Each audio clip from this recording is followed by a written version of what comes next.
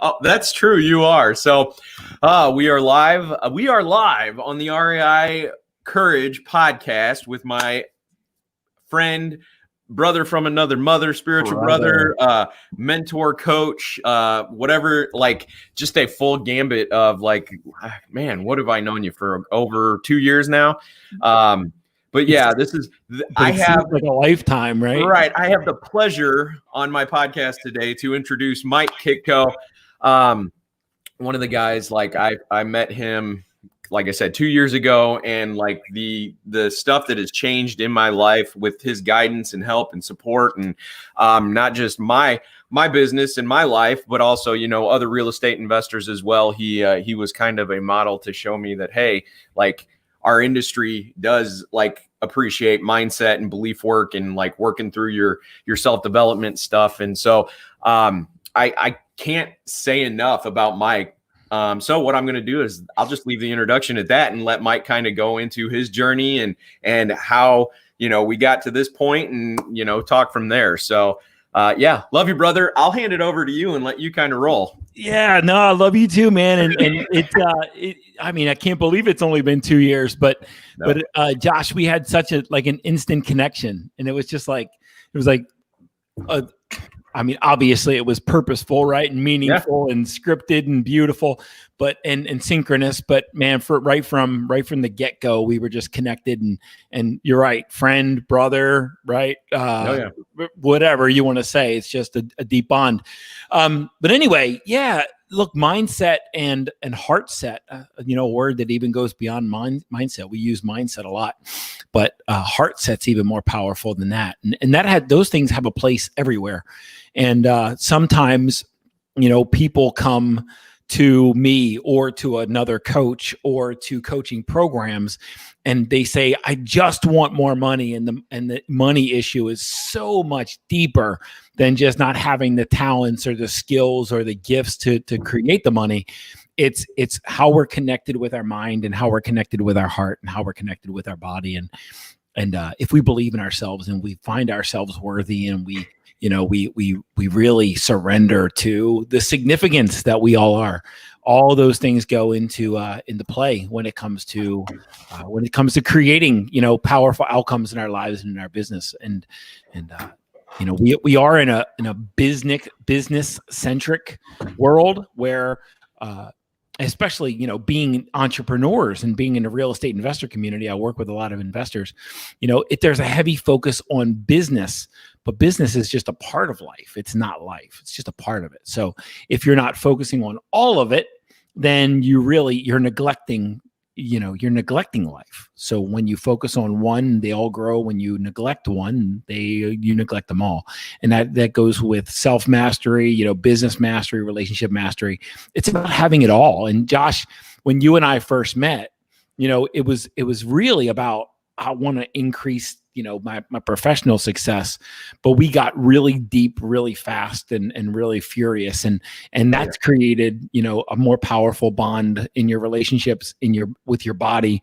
And now it's starting to really fully realize itself in your business. Cause I've been watching you, man, and you are on fire, and I love you for who you are, but it's fun to see you win, man. And I think everybody's been seeing you win.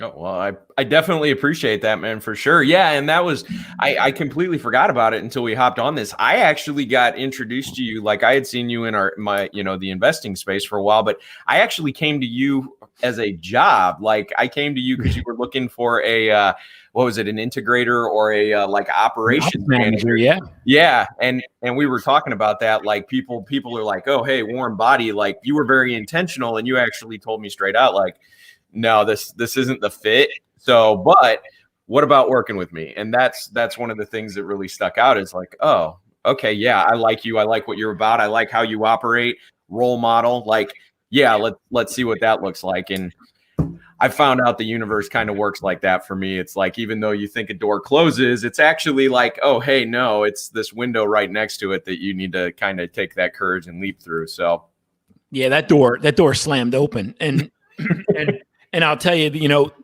when we were in that room and you came and you wanted to talk about the job, I was just starting to find my groove in terms of showing up in integrity. And it was pretty obvious. I said, you're not my guy.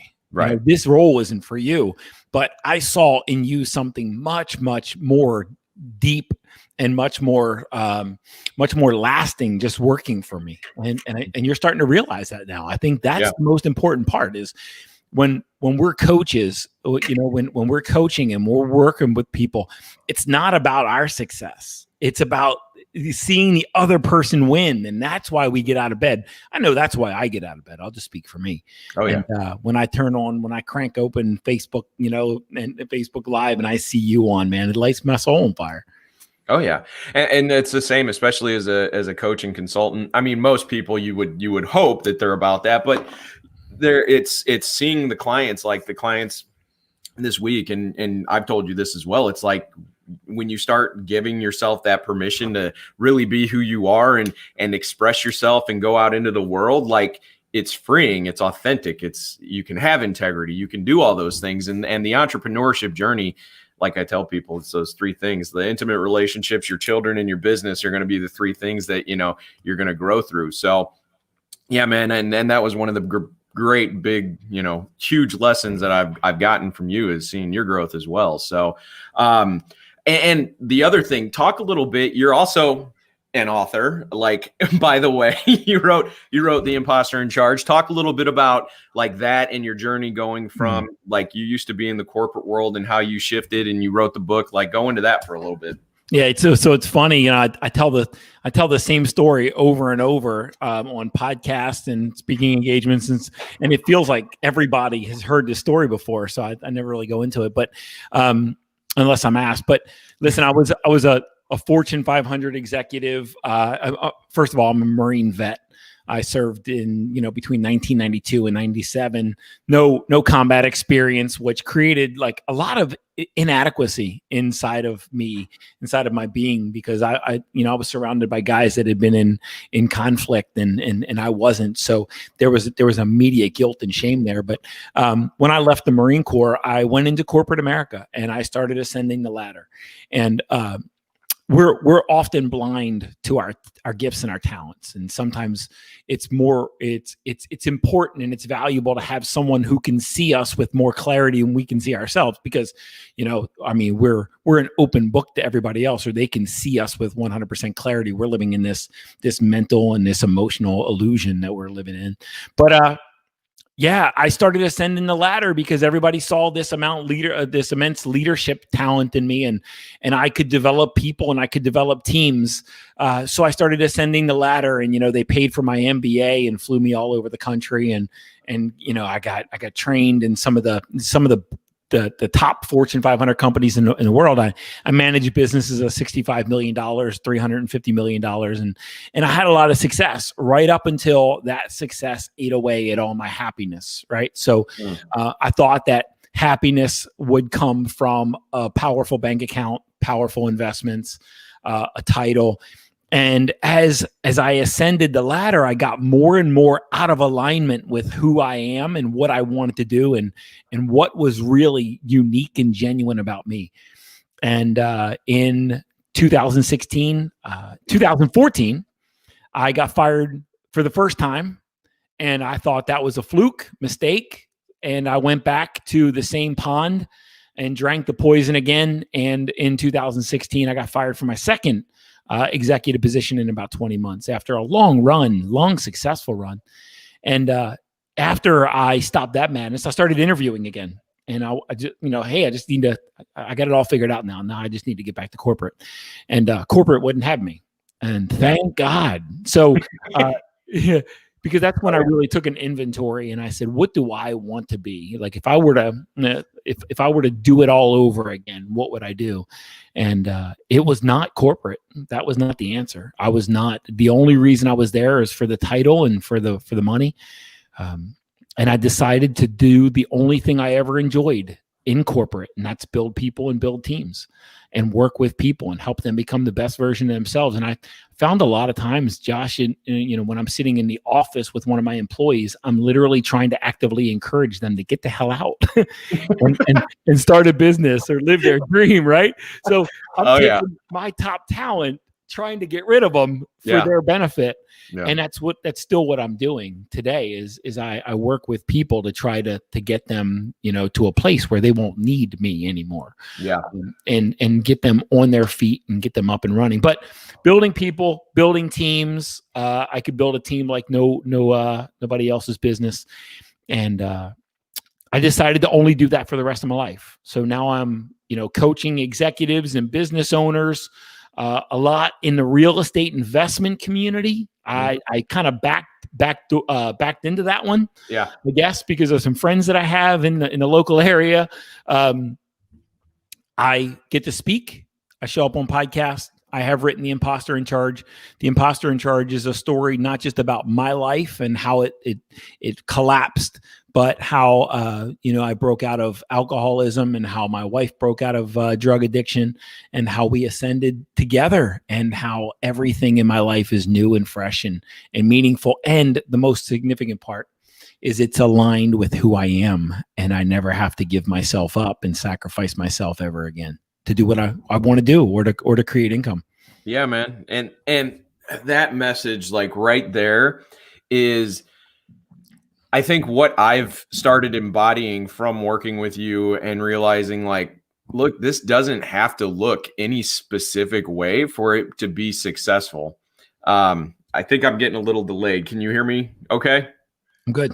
Good. Yeah, we're good. Okay. Mm-hmm. Yeah. So that's, you kind of hit on it, and I got distracted a second from the technical, but it's a matter of like, look, we can literally design our lives and how it works in any way we want. And it's okay. Like whatever we learned growing up that said it wasn't okay to be like this is no longer we don't have to have the coping mechanisms to actually keep that in our life. Right. So, now you've gone through, you've actually done some investing yourself, right? As far as like you've done some hard money, they call it, or private money, done some deals. But what are you looking at as far as like, if you could give a piece of advice on this entrepreneurship and like leadership journey, and you were really good at building teams, so you're really good at motivating people. I'm sure it'll come to you pretty easily, but like what's a single piece of advice that you would give to people and kind of play into like in their journey? Like what's the mantra for you off the top of your head? Yeah. Don't settle for not having it all. and so there's three, I go to REIAs, right? And I see, I'm with the real estate investment community pretty powerfully, and they're all around me. Yep. And I hear a lot about time freedom and financial freedom, but there's one piece that I don't hear thrown in the mix. And those are two very important elements, right? So for me, time, look, I wake up when I want to wake up. I go to sleep when I want to go to sleep. I have my block of clients when I want to have my block of clients. I date my wife when I want to date my wife. It doesn't just happen on, Saturdays and Sundays. I mean, look, that's time freedom. I design my own schedule, and I say yes when I want to, and I say no when I want to. Yeah. Financial freedom. Money can't make you happy. Money won't make you happy, but money gives you the opportunity to not worry about money. So money's valuable, right? We want that too. Yeah. And then when we have all this time freedom, we need, something to do with it. So having some money to give us some options is really, really cool. And we get to experience life. But there's one part of this whole journey that I don't hear a whole lot of people talking about, and that's the freedom to be yourself. And when I say the freedom to be yourself, it comes down to, you've got gifts, you've got talents, you've got desires, you've got things that you want to do, you have things that you don't want to do.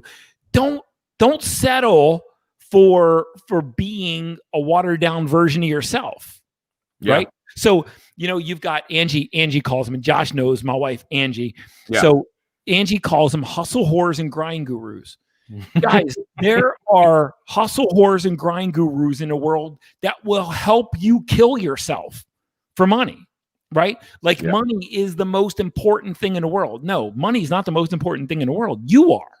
Who you are, your design, your uniqueness is the most important thing in the world. And it's definitely the most important aspect of what you bring to the world. So bring it, right? You don't, but the myth is that you have to give up yourself, or you have to sacrifice yourself for time freedom or financial freedom. You don't have to. You can have it all. You can find that lane, that talent, that gift, that purpose that you bring to the table, and do that, and it will create the time freedom and the financial freedom. And you can the words, the phrase that Josh and I used in our coaching is living soul out, right? Yeah. It's wearing your soul on the outside of you and being you unconditionally, and surrendering to the fact that you never have to not be yourself. Like, if you want to say it, say it. If you want to be it, be it. If you want to do it, do it. Right. And it's you're not going to harm people in the process, right? That's not the goal. It's not like stepping out of ethics and morals. But the point is, your morals anyway, it's all relative. But yeah. Touche. Very true. But the point is, you don't have to be less than your full essence in order to have time freedom and financial freedom. So there are so many avenues to financial freedom. You don't have to do the one that everybody else is doing. You don't have to do things that you hate in order to be successful. Your life doesn't have to suck so that you can make a lot of money. There's no amount of misery that you can inflict upon yourself that can possibly make you happy enough. There's not enough. You can't punish yourself enough to feel successful. So it's like, decide up front. That's a long way of saying, decide up front that you're not going to settle, that you're not going to be miserable in order to eventually be happy. There is no eventually be happy. Just be happy now and then. Because the only reason that you are not able to access time freedom, financial freedom, and the freedom to be yourself is because you believe you can't. So as soon as you shift, and this gets back to the mindset stuff, as soon as you shift that belief and you believe you can have it all, suddenly it becomes available to you. Because Josh, you and I both know real estate investors that have been on a spiritual journey, that have health and happiness and wealth. And my favorite person to walk with, I walk into their office and their office looks like them. It feels like them. It sounds like them. It shares their values. You can feel their essence dripping off the wall because they've created a business that's about them and their authenticity and who they are. So they don't separate life and business. They don't have to give one of those up to have the other. Yeah, man. Give me 1 second. So, yeah, my apologies. Technical difficulties in the background. But yeah, man, you hit on something. You can punish yourself enough. You can't punish yourself enough to be successful. You can't be. The phrase that you used. And then you also touched on something that in and of itself is an amazing. I had that shift of like, and I think I broke down crying in your living room about it. Like, I realized at some point, like a year ago, it was like, it's not a matter of needing to struggle. Like, I was finding value in the struggle. I was finding value regardless of the income that was coming in and out of my bank account. Like, if I had a bunch of money, if I had no money, like, I was realizing that like I was addicted to the struggle is what we call it. Right. Mm-hmm. And one thing you also hit on in that was you've been with millionaires that are spiritual and they've got it, like the expression of them is their office. And then we've also got, I was in that mind frame a while back, and we've kind of had this discussion over the past couple of weeks of, I felt if I was going to change things internally, that they would show up on the outside, and then like I would just magically one day put it all together, and like I would be the super like motivated guy that gets everything done, and realizing kind of on myself, and you kind of touched on it I think a couple of weeks ago, of at that point we're all in our heads or up in the clouds, I think is the phrase you used, where it's like it's got to be a mix. For me, what's come up in the past couple months has been really like, and in order to express yourself is finding that sweet spot of like the spirituality, the self-esteem, the self-confidence, and the actual work, like building the network or doing it in your space of what you're really good at. because you don't have to punish yourself with doing the stuff you don't like. You don't have to like, I don't know if that made sense, but it kind of hit on what you said the other day about living in the clouds versus like having your hands in the dirt and doing the work. It's finding that balance, and that for me, it's called the sweet spot, the flow, whatever you want to call it. But you had an interesting view on it, and can you go into that a little further? Yeah. So look, I'll go back to a lot came up there, Josh. So I'm gonna try to address all of it right at the same time. But you can do it. I believe in you. Yeah, I can. I can do it. I'm good enough. I'm smart enough, and daggone it, people like me. There you go. So, look, we made a lot. My wife and I made a lot of money in corporate. Yeah, and it afforded us a lot of opportunities, and we were blessed, and we didn't have a whole lot of money struggles when we were going through corporate, and the bonuses were big, and we were very blessed. And I don't know where I was going with that. She's a whiz. Oh no, I do. So when I started this business, if you know T. Harv Eker, yeah, okay, Josh, you know T. Harv Eker, but guys, if you haven't read The Secrets of the Millionaire Mind, read it, okay? Because T. Harv Eker says you're calibrated for a certain amount of money to make, right? Yep. And Josh was calibrated for a certain amount of income when he and I first started working together, and we started to create that shift, right, and start to recalibrate that. But you're calibrated for a certain amount of money, and your mind and your body and your emotions, your talents, your gifts are immediately gonna like keep you at that level. So I lost my job. And when I launched this coaching business, my first full year in business, I bounced right back to that highest level, and I exceeded the highest level that I made in corporate. And I didn't work hard. In fact, I don't feel like I worked to do that. Yeah. All I felt like I did was I just showed up, and I was willing to give my gifts and my talents to the world. I was literally willing to sit down and give someone the very best of what I had in terms of my problem solving capabilities, my perspective, my opinions, my take on life, knowledge and wisdom that I have gained in corporate and in my spiritual journey. I was willing to give all that to everyone. But if you watched my life in my house, right? So I was a recovering alcoholic. My wife was recovering drug addict. We were putting our health back together. I was a 300-pound suicidal alcoholic. And so I was patching my health back together. But if you watched my life in my house, you would see that I probably took about maybe an hour's worth of action every day. Mm-hmm. And the rest of the time was just self-care, workout, meditate, eating right, contemplating, journaling, right? Yeah. Reading, lots and lots of reading and listening to stuff. But I would take an hour's worth of action in my business every day, and I actually exceeded, that level of income that I made. And that's when I learned it's not about how hard you work, and it's not about how much action you take. It's about if you're taking the right action.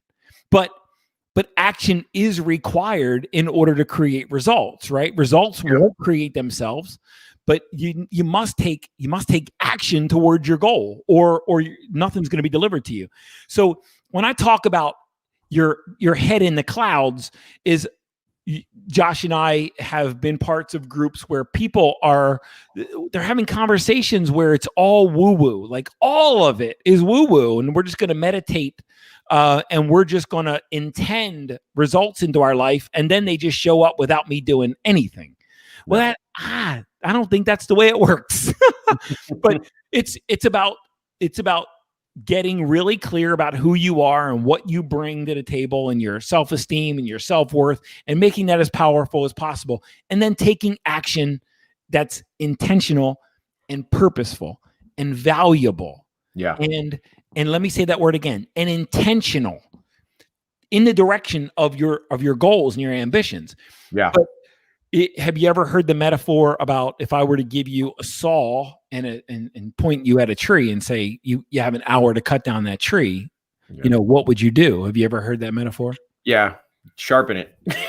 So most people would say, I grab the saw and start cutting the tree. Right. Well, someone who's really like in alignment and really understands the game, they would say, well, I'll sharpen it for 55 minutes. Yeah. And then I'll cut for 5. Yeah. Right. Because I'm going to minimize the amount of work that I have to do to cut down a tree. I'm going to make the saw do all the work. Well, that's what, me taking 23 hours a day and really pouring into myself and then taking that intentional, purposeful action for an hour. That's the kind of results it created, is that when you get really clear that there's probably only 1 or 2 actions that you really require to take every day to move the needle, take those instead of 100 that are just like sporadic and just, taking action for the sake of action. Because if you're just taking action just to take action, you're really just trying to make yourself feel productive when you're just driving yourself crazy. Yeah, definitely. And that word you hit on has been very prevalent over the past couple of months for sure. Intentional. And you also hit it on the head of, for me at least, that I'm going to fill that void that isn't intentional action with something, because normally what happens when you're not taking that action, some entrepreneurs, not all of them, their default goes into, well, I should be doing something, therefore I need to feel guilty, or therefore I don't feel good enough, or therefore, like, we fill that void. If it's not with action, we fill it with those stories of not being good enough. And so, and what you're saying is like the self-care, the self, just love is really kind of what you filled that space with, to redefine it, as opposed to just that old guilt and that insecurity, that not feeling good enough of, that imposter, right?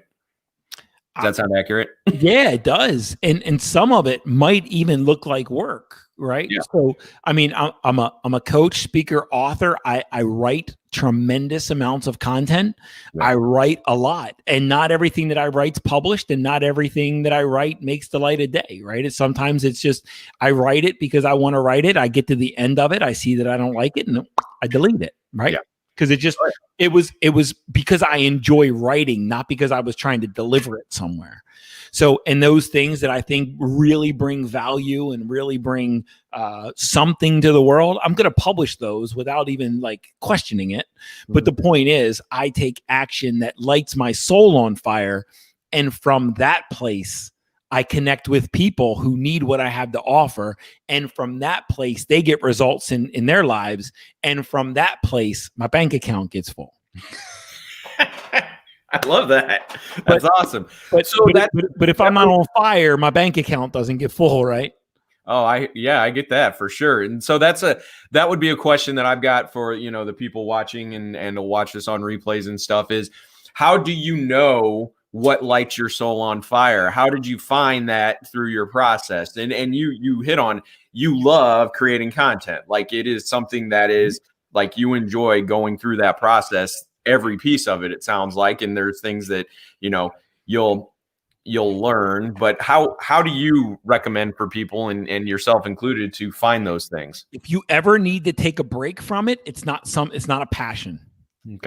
Okay. So my wife and I just got back a couple of weeks ago from a trip to Eureka Springs, Arkansas. Yeah. Beautiful place if you haven't been there. Holy cow, it was awesome. But we take our life that we live here, and for the 3 days we were there, we picked up our life and we took it to Arkansas, and we dropped it in the same place, and we woke up the same time. We went to sleep the same time. We had the same nutritional habits. We had our business calls, because we built a life that we don't have to escape. Yeah. We've built a business that we don't have to escape. We've built a relationship that we don't have to escape. We built health habits that we don't have to escape. So when I say build a life by design, right? When we talking about building a life by design, or there's no such thing as balance, but you can integrate your health, wealth, and your love, right? You can integrate these into every aspect of your life. Yeah. If you ever have to escape it and step away from it, then is it really for you? Like, we have about 80 years to live. Why are we doing things that we hate? It just doesn't make any sense. Now every day, a couple times a week, I go running. Mm-hmm. And there's times where, man, it's cold and I hate running in the cold. But after the first 5 minutes, I'm on fire, right? you start sweating and you warm up, and suddenly, the little complainer that was talking about how cold it was goes away. And it's the same thing with writing. Sometimes I don't want to write, but I sit down and start writing, and then the writing just happens itself. But it's not something that I want to avoid. It's just something that your mind starts to make excuses to not do at that moment. Oh yeah. The little what is it? The monkey brain or the lizard? No, not the lizard brain. The monkey one, the one that makes all the excuses up. Yeah. I mean, we try to avoid doing the thing that we love so that we could like cherish the thing that we hate. It doesn't make any sense. Like you can punish yourself to a heightened level of success. It just doesn't make any sense. One of those lovely forms of self-sabotage, right? Yeah. So, and you kind of touched on something that I ask most people when they come on is, and you kind of hit on it with how you go about, because I know you guys have a Friday date, right, with Angie, every week. Like that is a non-negotiable for you. That's like right. You plan your life. Well, not even plan your life around it, but it is a set non-negotiable habit. What else do you have that that is non-negotiable for you? You, I know, are big on discipline and kind of building those habits. So I know you're going to have a lot more than the previous people I've had on the podcast. So what for you is non-negotiables in your life? Yeah, I think you just hit on it. Some of it is disciplining yourself to not require discipline. Mm-hmm. So I wake up, I don't set an alarm clock. I don't wake up to an alarm clock. Yeah. I don't go to sleep I go to sleep when my body tells me to go to sleep, and I wake up when my body tells me to wake up, and I take a nap when my body tells me I need a little bit of rest, right?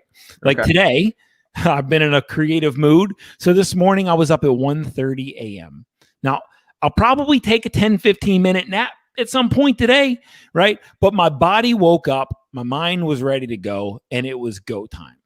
It's not that I try to convince myself to go to sleep. When my body wakes up, and it does it goes when it wants.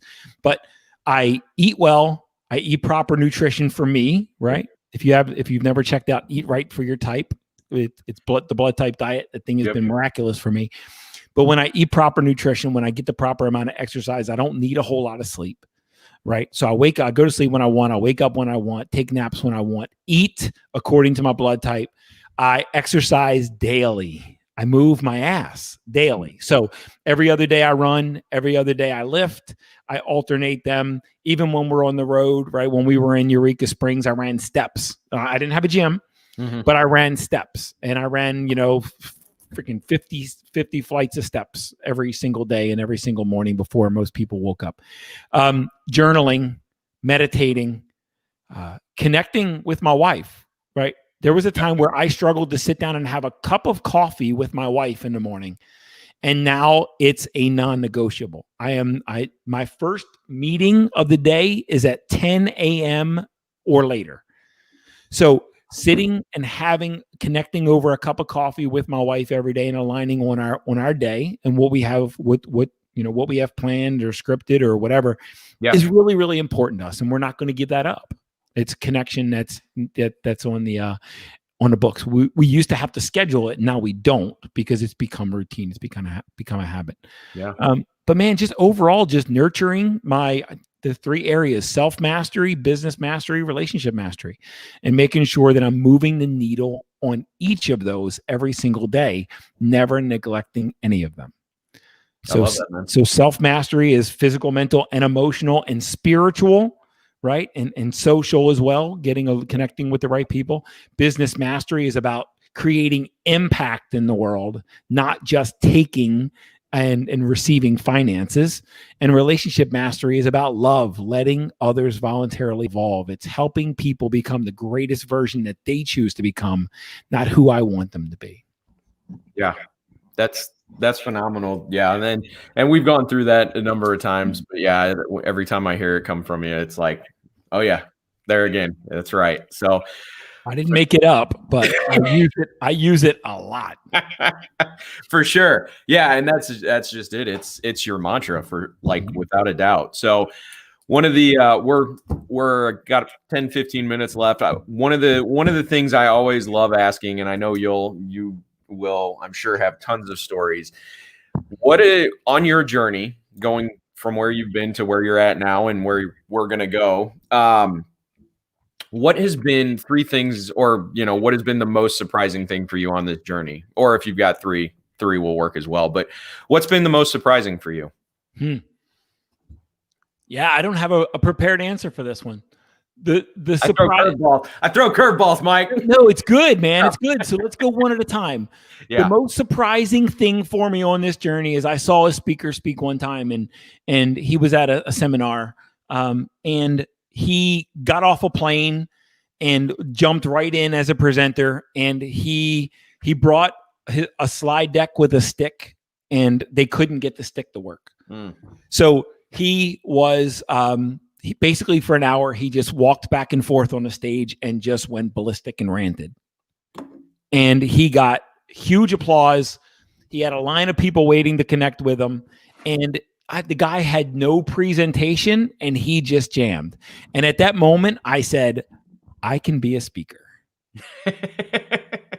And it goes beyond that. The surprising thing is, no matter who you are, you can be successful being that. Yeah.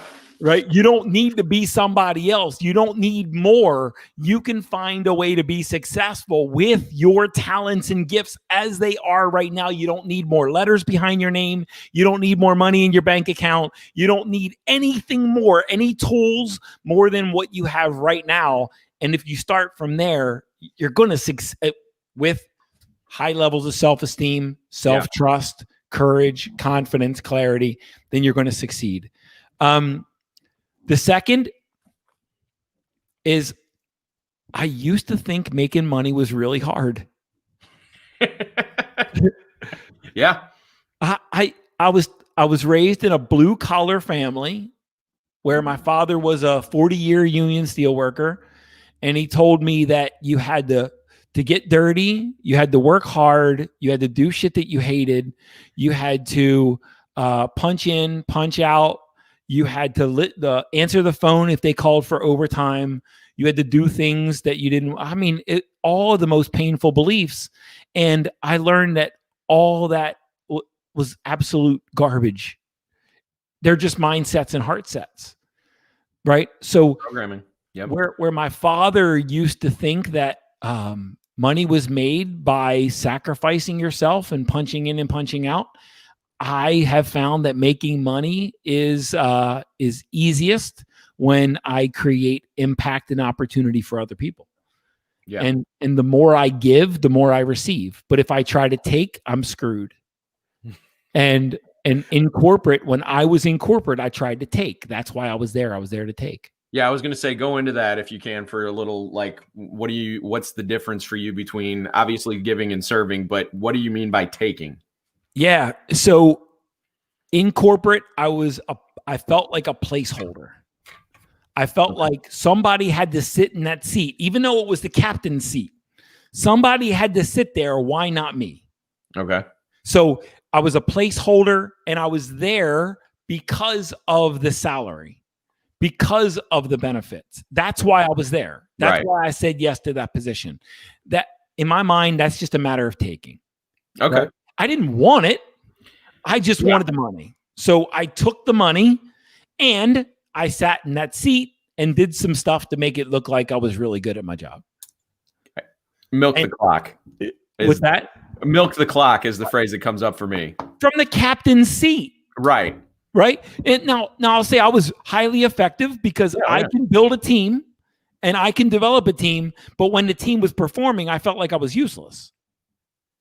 Okay. If I didn't do it all myself, then it wasn't valuable. Yeah. So then I felt like I was just sitting in the seat and just, I was just like, well, I'll keep taking their money if they want to keep giving it to me, but I'm not doing anything. So because I had built a team that was world class and they were performing at a very, very high level. Receiving is, guys, I give constantly. Yeah. Like, you can't you can't be behind me in a grocery store without me like trying to light up your soul. And when we're talking about, my kids get tired of getting coached and my wife gets tired of getting coached and there's no one that gets on the phone with me that doesn't get tremendous value and they don't get off the phone without a different mindset or heart set. And from that place, I receive. Yeah. But I don't look to take because of that. I look to give, and then in reciprocity, I receive as well.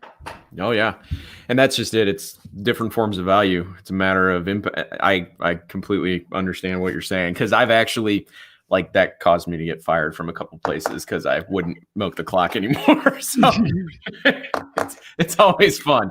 All right, and then did you have a third one? I do. And I'll be really brief about this one. The thing that destroyed my marriage the most is saying yes all the time. So I was codependent as fuck. All right. I couldn't say I was the biggest enabler. I was the biggest impediment to my wife being able to stand on her own 2 feet. And I thought that my job as a husband, I thought that my job as a father was to help my wife and kids never have a problem. And as soon as I started putting myself first and taking, and I did that to a sacrificial place, right? Where I was literally depleted because I was showing up for everybody else but me. But as soon as I started showing up for myself first and foremost, my girls, my 2 daughters and my wife started to stand on their own 2 feet. Yeah. And when I started working out, I got a home gym behind this wall. When I started working out, my wife and kids told me that I was making too many changes in my life. And now when I'm upstairs, I hear weights clinking down here for my girls.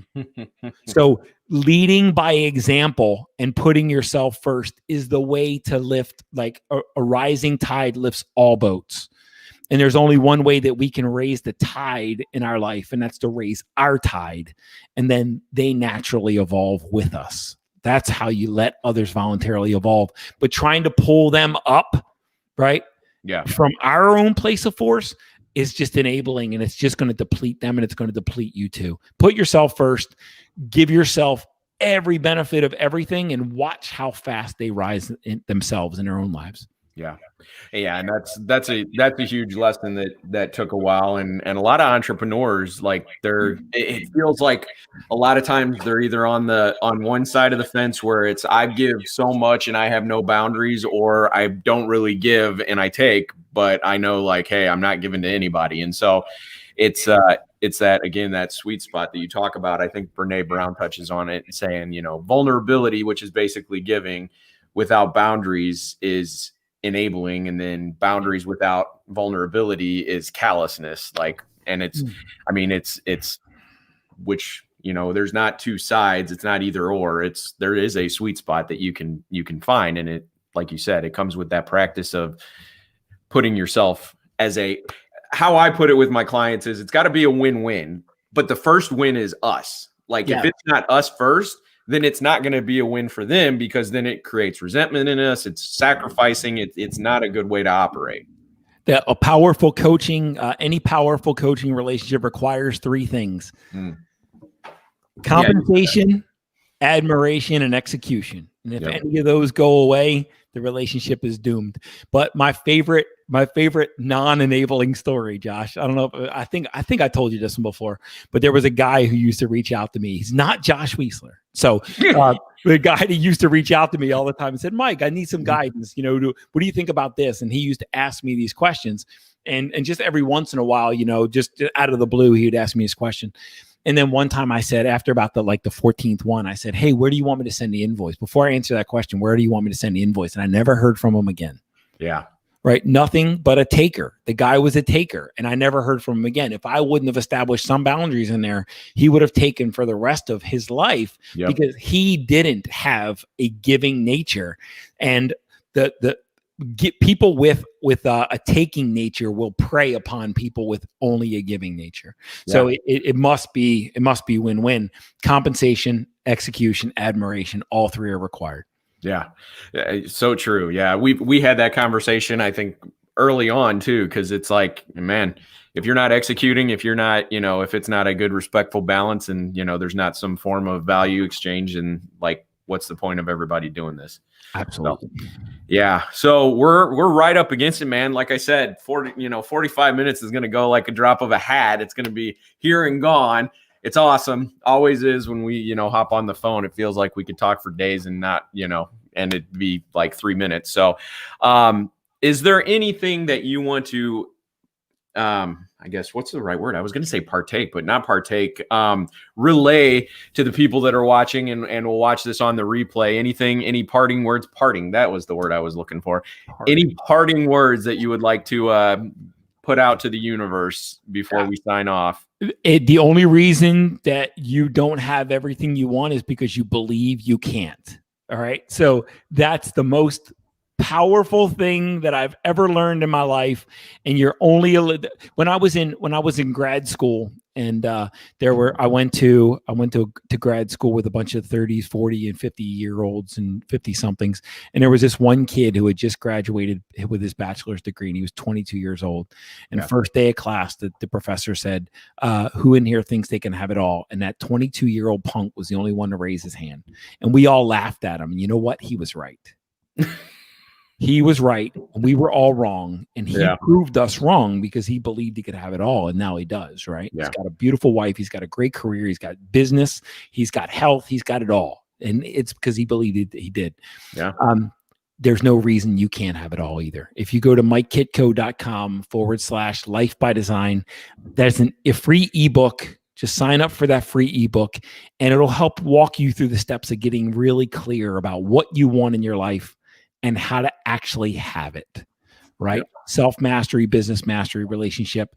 Don't settle for less than you want or less than you deserve in any area. You can have it all. Yeah, that's a phenomenal point to end on. And I had that conversation with one of my clients this week. They were like, people either get what they deserve or what they negotiate. And I said, negotiate. How about they get what they believe they deserve? And they were like, oh my God, that is so much more on point. I'm like, it's a fundamental universal truth is what I like to call it. But those also shift too. But yeah, man, you're amazing. I love you, brother. Love you too, brother.